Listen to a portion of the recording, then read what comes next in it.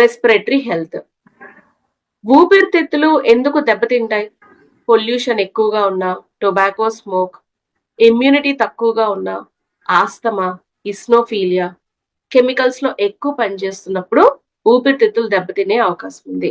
And ఇప్పుడు ఈ season లో చాలా మంది వాడాల్సిన అవసరం ఉంది.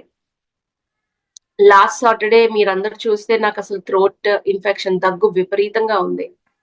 సాటర్డే సండే, ఓకే, ఫ్రైడే రోజు, సాటర్డే సండే నార్మల్. నిన్న మండే ఆల్రెడీ హైదరాబాద్ వెళ్ళొచ్చా ఫిజికల్ సెషన్ కి, చాలా వరకు రికవరీ అయింది. కొంచెం కఫం లాగా ఉంది దగ్గుతున్నప్పుడు. సో వసాక ములేతి సురాస స్ఫూటం అంటాం, అంటే ఈ కఫాన్ని తగ్గించడానికి హెల్ప్ చేస్తుంది. ఎక్కడ కూడా నాకు అనీజీ అనిపించలా, బట్ చిన్న దగ్గు ఉంది.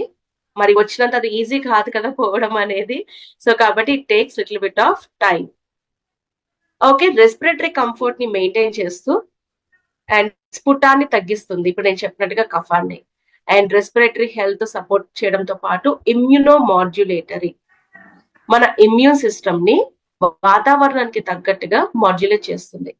ఈ సీజన్ స్టార్ట్ అయ్యే ముందు ఎకినీషియా కోర్స్ వాడేసి, ఎకినీషియా తులసి తర్వాత వసాకాని కంటిన్యూగా వాడుకోవచ్చు.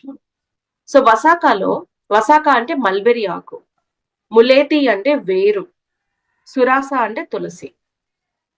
వసాక ద్వారా 2% ఆఫ్ ద ఆల్కలాయిడ్స్, ములేతి ద్వారా 5% ఆఫ్ ద గ్లిజరిక్ యాసిడ్, సురాస ద్వారా 2% ఆఫ్ ద అర్సాలిక్ యాసిడ్ లభిస్తుంది.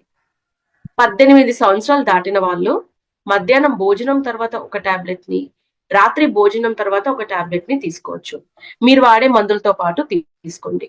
మీరు వసాక 2 టాబ్లెట్లు వేసుకుంటే సురాస అక్కర్ల, బికాస్ తులసిలో కూడా 2% అర్సాలిక్ యాసిడ్ ఇస్తున్నాం, ఇది సరిపోతుంది. నేను జనరల్ గా ఒక టాబ్లెట్ వసాక, ఒక టాబ్లెట్ తులసి అలా వేస్తాను. అలా అయితే అదొకటి ఇదొకటి వేసుకోవచ్చు.